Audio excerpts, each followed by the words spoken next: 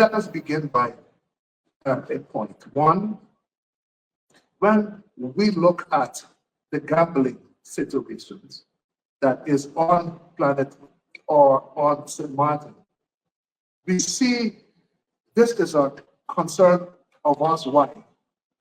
Because when we can look at St. Martin, 16 square miles, and only in Phillipsburg has over 7 casinos, it tells us something. When we look at the 16 square miles, and in every district, there is what is called the number of houses. That is a concern. When you can visit restaurants or a bar, normal bar, right? And you can look inside and see slot machines. Those are points of concern. Why? It is telling us that we have missed a mark. One, because gambling now has been made so available even to minors, because minors will go into the restaurant, order food, all right, and they look to the right and there is a slot machine. There is no one there to say, do not use that. Okay? Now, what will that, what is the repercussion of that? It teaches them that not to be able to work as hard as they should, right? So it robs them actually from seeking to work because money can come easily. Secondly, right, as reports comes to us, is that when they don't get that money, they will seek to steal for that money. Why? Because they are promised that if they can just pull this slot machine or go and write and scratch this number, they can get thousands.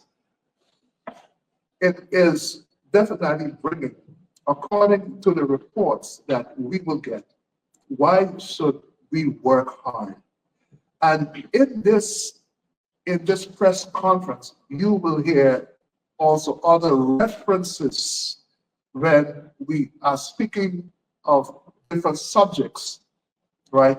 That this is taking away the value, the true value of our youth and also of our people. Personally, I'm also concerned, and this is not a political something, but then what happens? What happens then with these big companies? Where is the money going? Are our people really benefiting? And as we can see now. So we are not in for that. And we would strongly suggest hereby that our government would put a stop to the authorization or the licenses of these gambling places. Why am I saying that? I went to the chamber and I was definitely applying for a business, right? Do you know what they told me? They said, you cannot have any more businesses like that because it is forbidden at this point in time. So my question is that also for the entertainment, that type of entertainment or robbery from our people? What does that also do? That also brings on the added poverty to our country, especially when we then begin to compare right? And I will, let me just backtrack. Poverty on this island is prevalent. It may not look like that, but who is speaking for these folks? The Bible says that we must also speak up on behalf of those who can't speak for themselves. Poverty is seen to my far right, to my second right, and we have here Dr. Nolan. Dr. Nolan, because of the amount of poverty on the island, feeds over 100 persons every day. Are they subsidized by the government? According to my knowledge, they are not. But is the government sending folks there? Yes, they do. And right, they are not the only, but they are the major one. Over 100 persons feeding from one place, one time.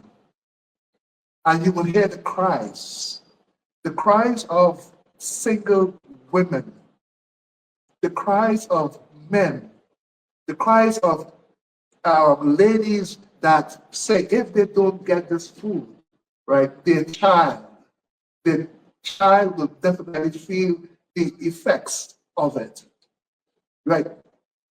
Feeding them also prevented women to use their bodies to provide food for their children. This is just two of the examples. But what I'm saying is that, and in another way, is saying that what is the church doing? Why? Because many times the folks ask, what is the church doing? What is the church doing? That this is what the church is doing.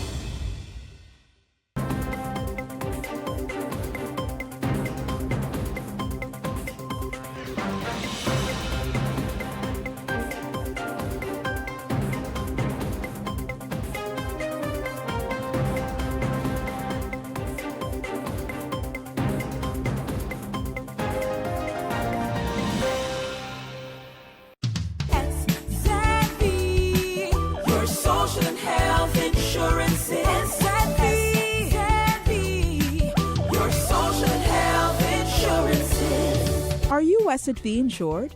Do you have a valid medical insurance status? SXM is cardless. Request your My SXM account today and enter the virtual office of SXM. Go to sxv.sx and sign up now. SXM, yeah. Your social health insurances. My name is Rishna Bakari Arundel, and today I would like to inform the general public of the annual Rotary Table Tennis Tournament, which takes place on Saturday, March 22nd, 2025 at the Great Bay Sports Auditorium. The time will be from 10 a.m. until 3 p.m., and we are inviting all players, whether seasoned or beginner or even curious, to come out to this particular event to enjoy the sport of table tennis and, of course, to witness the talent of many table tennis players on St. Martin. Now, to register, simply visit the Facebook page, which is SXM Table Tennis, and just simply send us your full name and email address and telephone number. Entrance is free, and of course, spectators are welcome to attend and cheer on their favorite players. So once again, the annual Rotary Table Tennis Tournament takes place on Saturday, 22nd, 2025 at the Great Bay Sports Auditorium from 10 a.m. to 3 p.m. And if you are unable to register via our Facebook page, please feel free to just show up on the day, and then we can have you registered.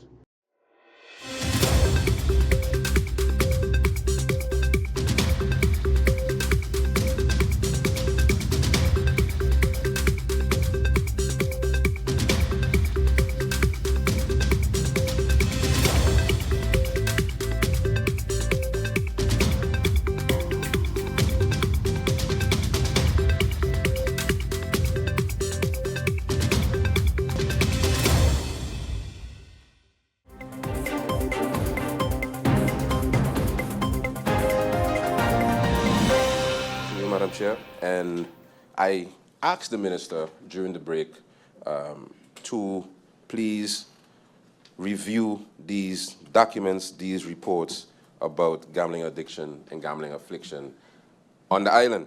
That was in December. We came back for the budget debate in January, and the minister honestly answered or gave a reply that she didn't get the chance. The minister did not get the chance to go through the reports.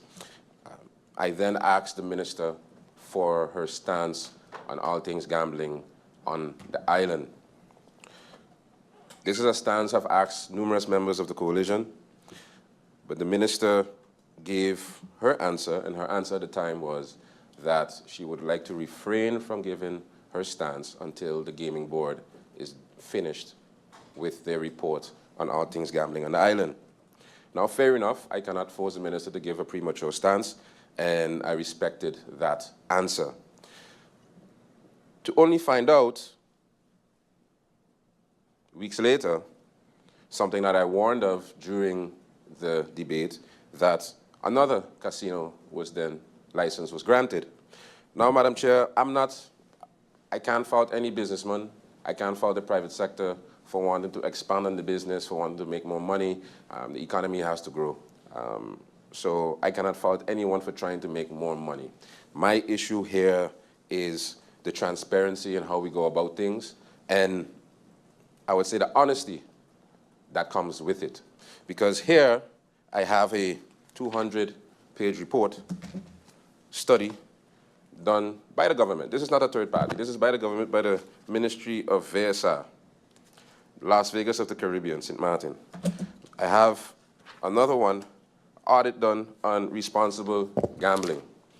Also done by, this was done by the General Audit Chamber, Algemene Rekenkamer. These are very much creditable sources, and in all fairness, I brought it to the minister's attention.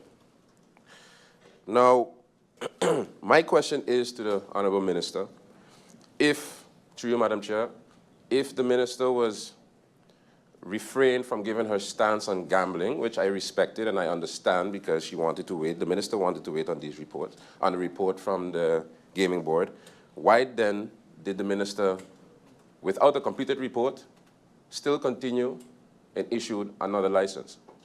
Because if we need to wait on the report from the gaming board to give a mere stance, then why don't we need to wait, and why did the minister not have to wait on that very same report to issue a whole license? Now, me asking the minister, anyone here, because my colleagues just echoed the same question, just posed the same question, for any of us to still be asking what is the minister's stance in March, while the Messlina Cabinet 2 has been sitting since November, and the minister herself has been sitting since May. For us to still be having to ask that question in March, to me, that is alarming. The fact that we even have to ask the question, because the only reason we're asking the question is because we don't know what the stance is of this coalition. Because if the governing program was available, which is about, right now, 3 weeks overdue, we wouldn't have to ask these questions. Has created all the casinos on the island, gave out all the licenses on the island, and actually built the casinos herself. You would also believe that there aren't members in this parliament that have also held the position of the Minister of TIAT and have also sat in cabinets to understand the workings of the Ministry of TIAT. You know, you're hearing a lot of things about the gambling board is not coming, it's not here as yet. But I must commend the minister for taking the initiative, because I don't think anybody else has taken the initiative to bring forth the gambling board. So that alone shows the dedication to the issue, the problem, as it's so called. MP Labega, I need to ask your indulgence for a second, as I see that MP York is at the interruption table or interruption lectern, and I give MP York the opportunity to briefly state his interruption. Thank you, Madam Chair. I would like to thank MP Labega for raising a very, very good point. I think it's very crucial to the conversation. So I would like to pose the following question to the minister, piggybacking off of what MP Labega just said. Can the minister, in her contribution, once she comes back to Parliament, or even today, explain or give us a history lesson of how many casino licenses do we have, and when were they issued, and under which regimes were they issued? I would like to have the answer to that, and I think that would bring further clarity to the point that MP Labega is making right now. Thank you. Thank you, MP York. MP Labega, you may continue. Thank you, Madam Chair. Madam Chair, I don't see how that brings clarity to anything, because regardless of who issued permits, which regime issued permits, it wasn't done under this current Minister of TIAT. So we can have the history lesson, that's fine, but I don't see how that brings clarity to anything. We have another speaker through you, Madam Chair. Thank you for assisting me there, Thank MP you. Labega. I'm learning. Just to make it clear, the interruptions are actually directed to the minister. It's not a Apologies. deliberation between members of it's not the instrument for a deliberation between members of Parliament. MP Labega, again, your indulgence, please, as I allow MP La Cruz to make his interruption. MP La Cruz?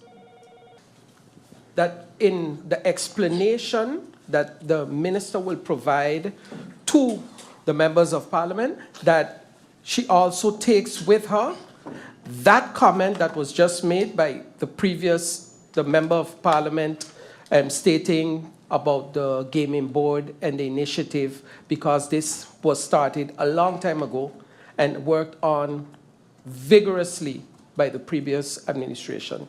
Thank you, Madam Chair Lady. I would also like to indulge the minister to elaborate on how long this gaming board initiative was in effect.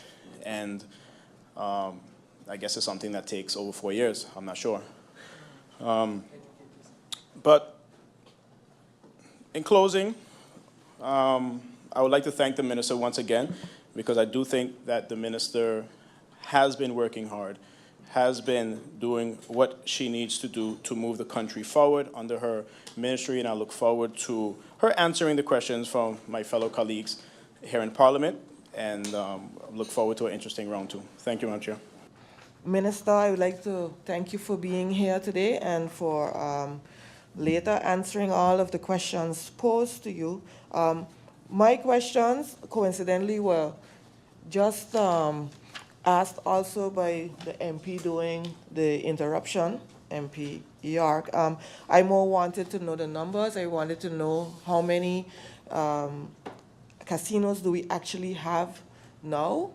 How many are standalone? How many are attached to hotels? And also, I too would have liked to know what is the status of the gaming board, and what is your estimate of when the gaming board will be established? What is the timeline right now?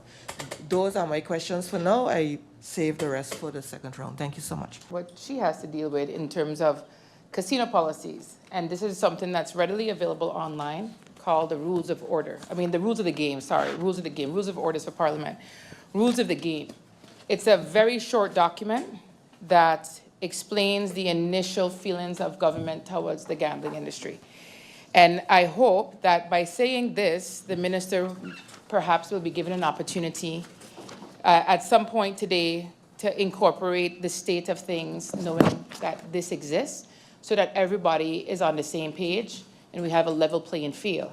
Now, this point of my starting point is a really good one for us to go over because it explains the differences between hotel casinos and it explains the difference between standalone casinos. The document is from 2011. It talks about why why it was there. It goes in the background of, well, we were considered a tourist destination during the development stage of this country. And because of that, it was always the idea that only visitors would go to play in the casinos. And that when it started to become the norm that locals, residents were going in, then they started to try and limit it through legislation. But everything is available on here, and literally anyone can Google casinos St. Martin and find it. And what I want to go back a little bit in time, right? Because what happens when you're Minister of Théâtre is you find yourself dealing with decisions that are taken before you got there. That's what I found when I got there. And you have to take a stance of where you stand. So if we're working on rules of the game, then let me just take us back to when I found myself there. And what happened was the previous Minister of Théâtre had already taken a decision to allow a casino to relocate from Front Street to right by the library. Now, that decision was so far gone by the time I got in. They were already established. Everything was in there. Their doors were open. The entire move had already happened. The entire investment was in there. But again, we have to think about what is the message that we're sending to people? Are we sending a message that, hey, yeah, go ahead and move. The governments before give you a right to move. Go ahead and move. And then when another minister comes in, the ministers say, well, they shouldn't have let you do that. You should have you have to close down. We don't send a really nice message of safety, of consistency, of balance, of trust in our community. And I remember getting a lot of backlash for that because people thought that Minister of Théâtre, Mila de Weaver, is the one that gave them the right to move there. And in this same document of the rules of the game, it's a very, very good start to the way of working. But this same document says that no casino is allowed to be within 50 meters of a school, or a place where children will congregate, where children meet and crowd. And that is exactly the case with the casino near the library and near Sundial. Now, it depends how far you want to go into this policy, into this government's casino policy, because I'll explain what I did. We took 7 measurements, taking a whole bunch of different things into consideration because this policy is so limited. It tells you have to stay away 50 meters from that school or that library, but it doesn't tell you how to measure. It didn't say if you're going to do from the end of the line, the bound of your property, to the bound of that property. It didn't tell you if it would be from the entrance of the building to the entrance of the school. It didn't tell you if you can take the most corner part of the building to the most corner part of the school. It was so open to interpretation that in those 7 different measurements from different locations, only 2 of those measurements fell within the 50-meter range.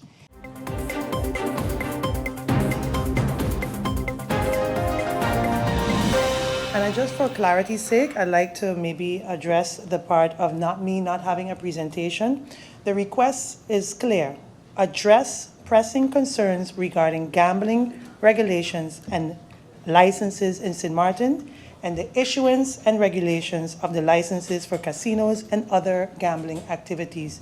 Nothing in the request requested of me to present anything. I came here to hear the concerns. I came here to hear the questions. Was I asked to do a presentation on certain things, I would have done that. So I'm following the exact instructions of the members of Parliament of the NE faction. And lastly, Madam Chair Lady, I'd like to leave this with the members of Parliament. As a matter of fact, in general, with everyone, this wonderful saying that I love, that I stand by. We can agree to disagree without being disagreeable.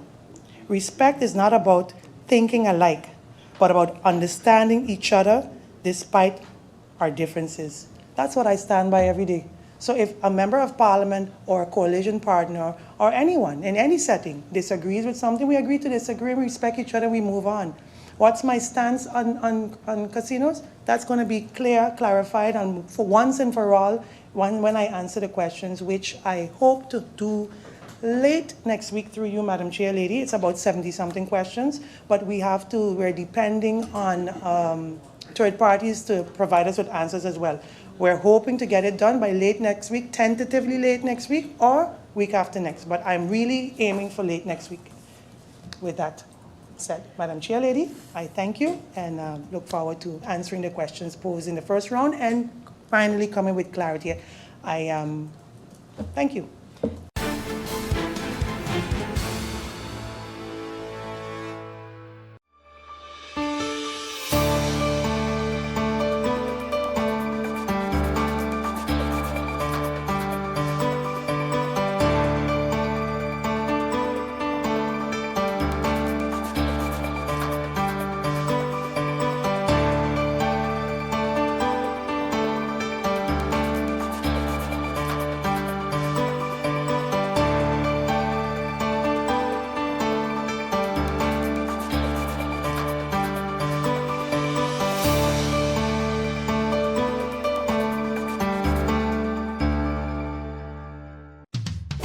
Savvy, your social and health insurance is Savvy, your social and health insurance. Are you SXV insured?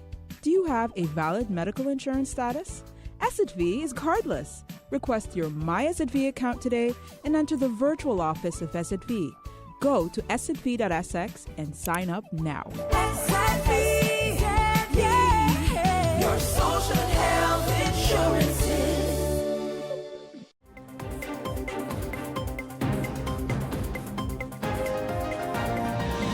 Discuss the topic of the delayed publishing of permits and the procedure and clarity going forward.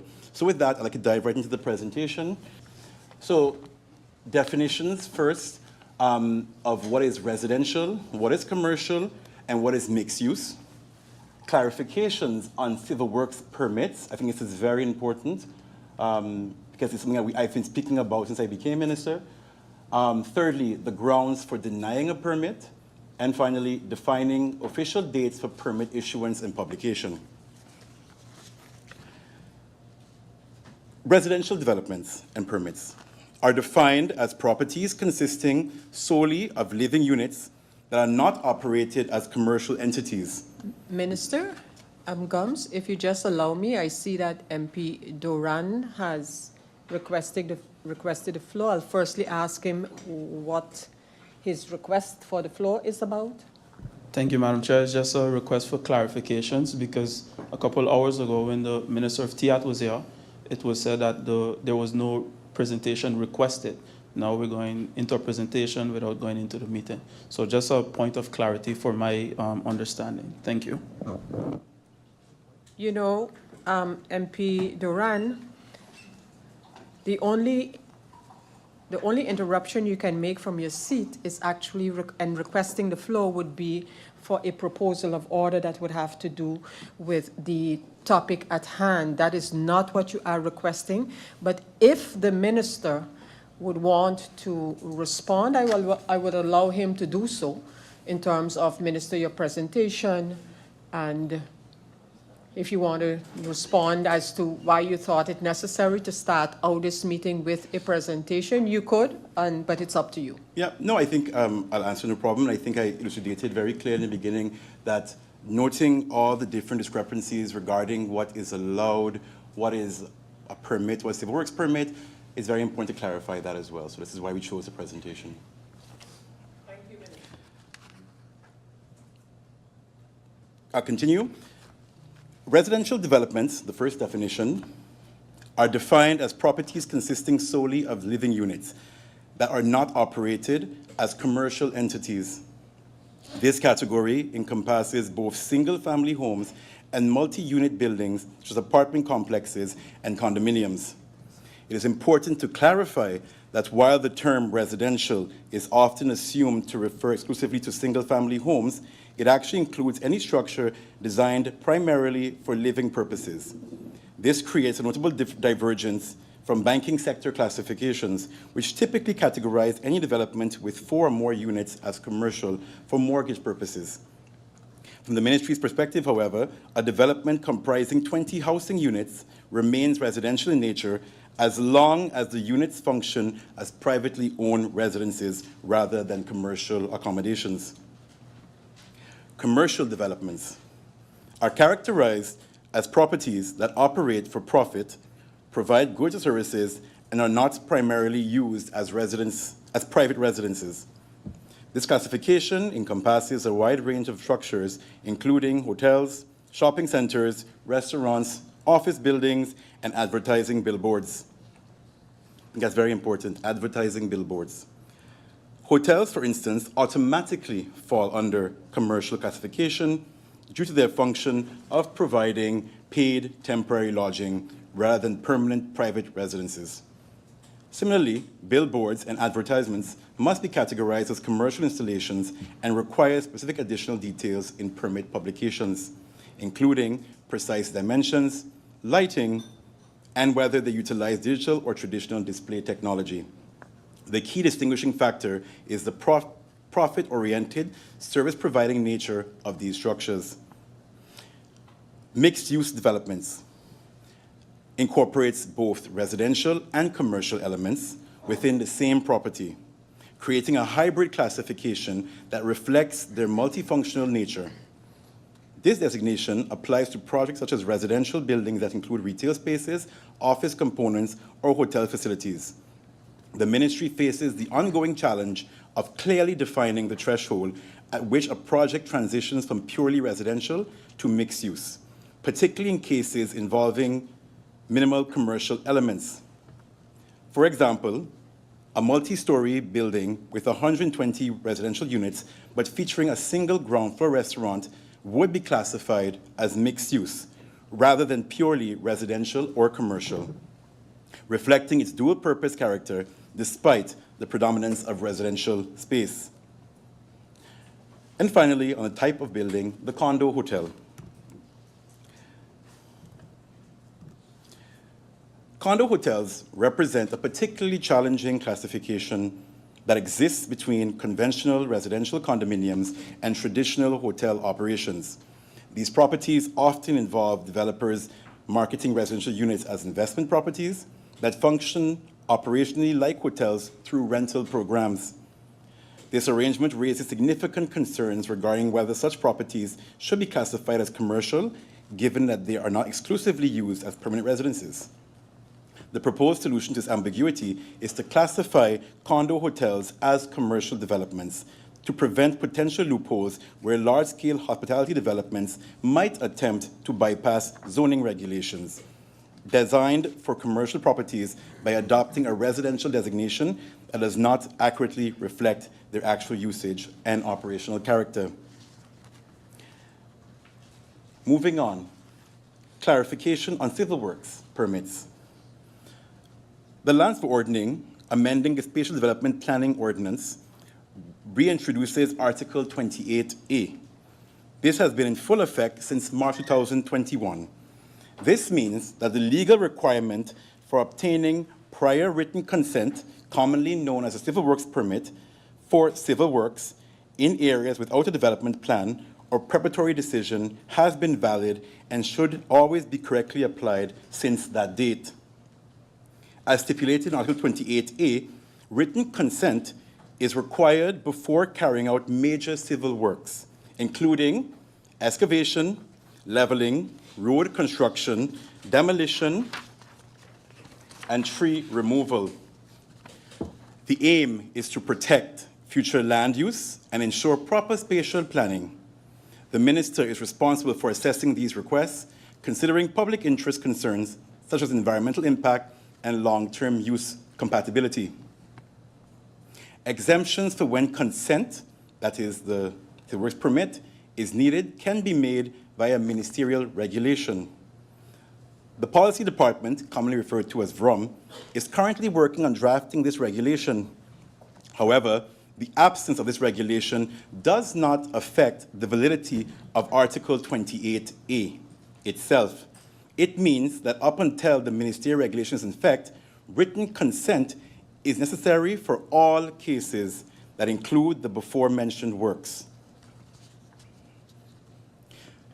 The minister may withhold consent if the proposed works and activities would cause serious objections from the perspective of public interest due to irreparable damage to nature or the environment, or the current use of the land and the surrounding lands are incompatible, or irreparable infringement on the expected spatial development of the land and the surrounding area is compromised.